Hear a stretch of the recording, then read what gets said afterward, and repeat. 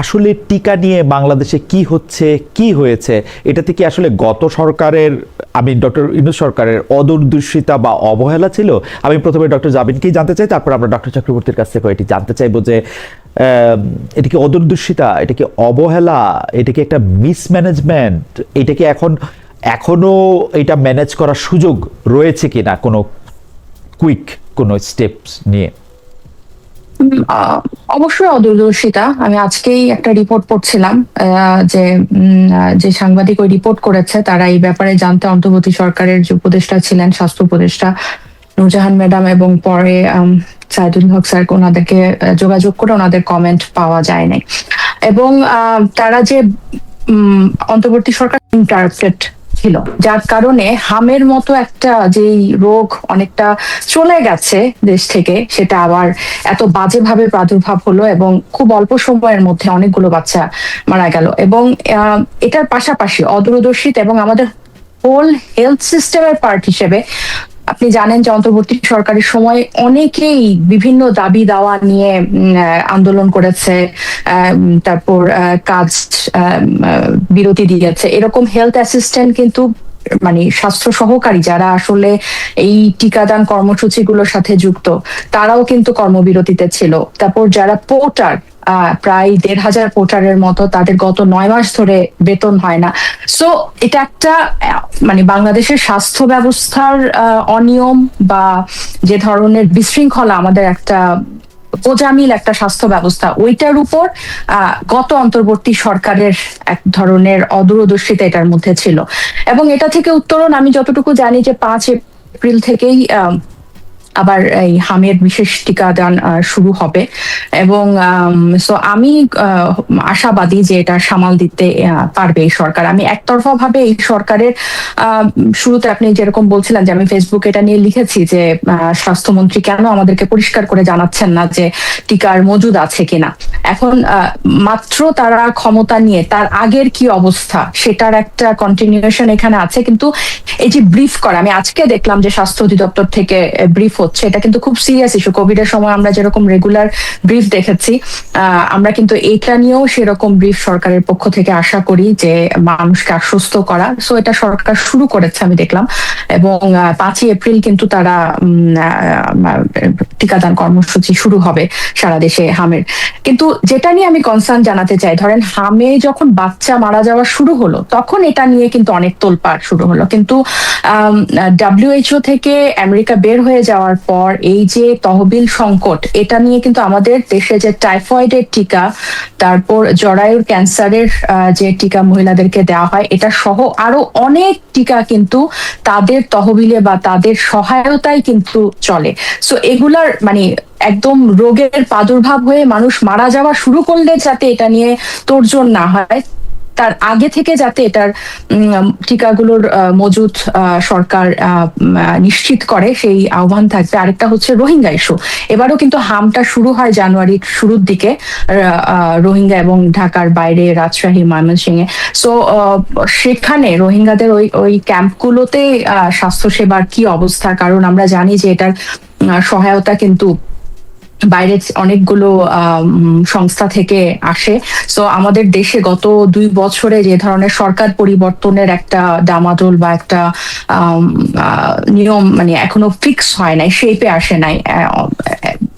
আওয়ামী লীগ সরকার গেল, এরপর অন্তর্বর্তী সরকার আসলো, তারপর আবার নির্বাচন গেল। সো অনেকগুলো ইভেন্ট যাচ্ছে রাজনৈতিক ভাবে। সো এই ইভেন্ট গুলোর ফাঁকে যাতে এই হামের মতো আবার বিশৃঙ্খলা হয়ে ও অন্য কোনো রোগের প্রাদুর্ভাব না হয় এবং সেটা যাতে একদম এরকম বড় আকারে না হয়, সেদিকে যাতে সরকার হয়ে যাওয়ার আগে যাতে সরকার মনোযোগ দেয়, সেটা আশা করব। তবে আমার মনে হয় যে এবার আশা করি সরকার এটাকে নিয়ন্ত্রণে আনতে পারবে।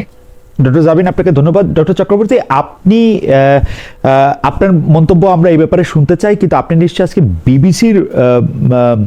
বিবিসি বাংলা একটি প্রতিবেদন করেছে যে এই পরিস্থিতির জন্য আসলে দায়ী কে। এর মধ্যে ডক্টর মুস্তাক হোসেন তিনি বলছেন টিকা ব্যবস্থায় পরিবর্তন আসার ক্ষেত্রে অন্তর্বর্তী সরকারের যথেষ্ট প্রস্তুতি অভাবের কারণে এগুলি ঘটছে। সেক্টর প্রোগ্রামগুলো হঠাৎ করে বাদ না দিয়ে ধীরে ধীরে পরিকল্পিতভাবে বের হয়ে আসলে টিকা ব্যবস্থা বিঘ্নিত হতো না। এটা একটা লম্বা রিপোর্ট তারা করেছেন। এটার আসলে মূল ভাষ্য হচ্ছে যে তারা হয়তো যা করেছিলেন সেই ক্ষেত্রে তাদের এই টিকা ক্রয় করতে যে তাদের এই বিলম্ব, সেটা অদূরদর্শিতার কারণে এটা হয়েছে।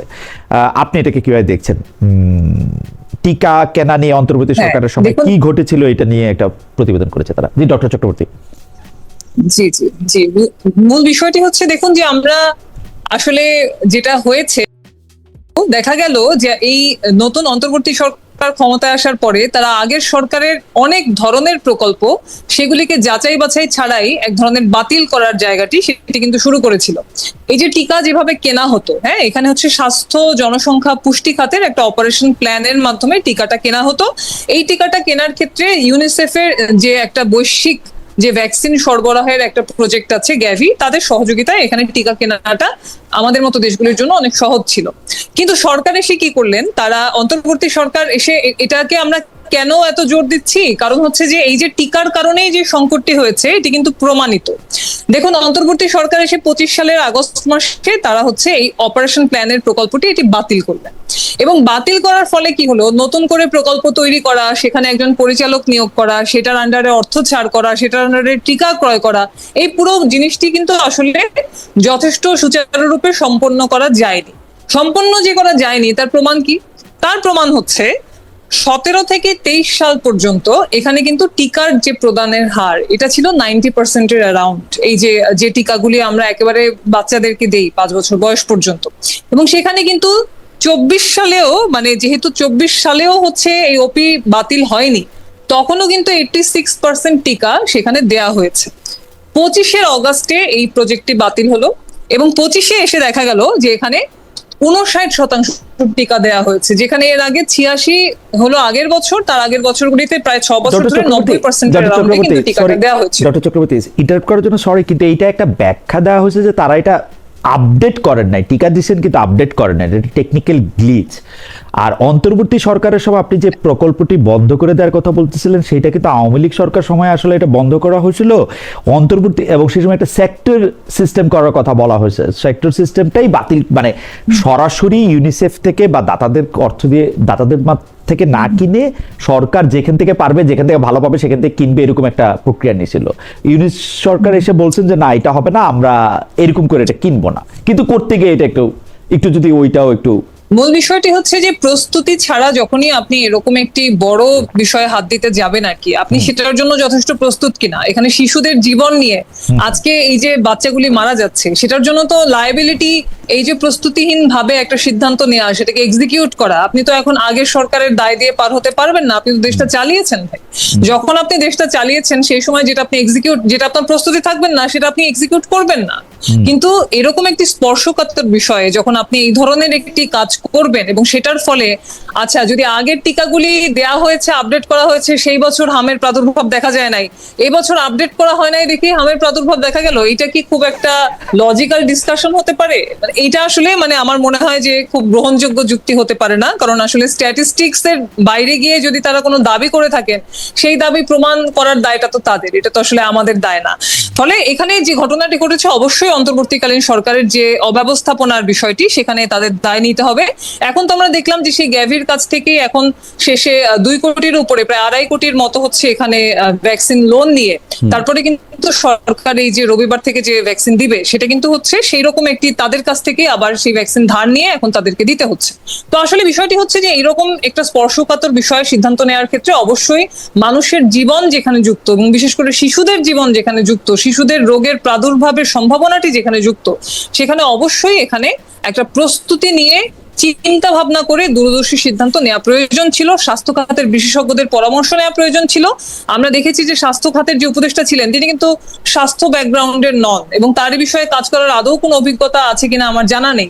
কিন্তু তিনি যখন এই ধরনের একটি সিদ্ধান্ত নিচ্ছেন, তারা যখন এরকম গুরুত্বপূর্ণ সিদ্ধান্ত নিচ্ছেন, তারা পারতেন স্বাস্থ্য খাতে কাজ করা যে চিকিৎসক সংগঠনগুলি আছে, বা এই হেলথ সেক্টর নিয়ে যারা এর আগে কাজ করেছেন, তাদেরকে নিয়ে তারা ডিসকাশন করতে পারতেন। কিন্তু যতই আমরা গণতন্ত্রের কথা বলে, অভ্যুত্থানের পরে এরকম একটা সরকারের কাছ থেকে আমরা যতই প্রত্যাশা করেছি আর কি, সরকার কিন্তু প্রত্যেকটা জায়গাতেই জনগণের মতামতের ভিত্তিতে সিদ্ধান্ত নেওয়ার জায়গাটাতে এরকম ব্যর্থতার পরিচয় দিয়েছে।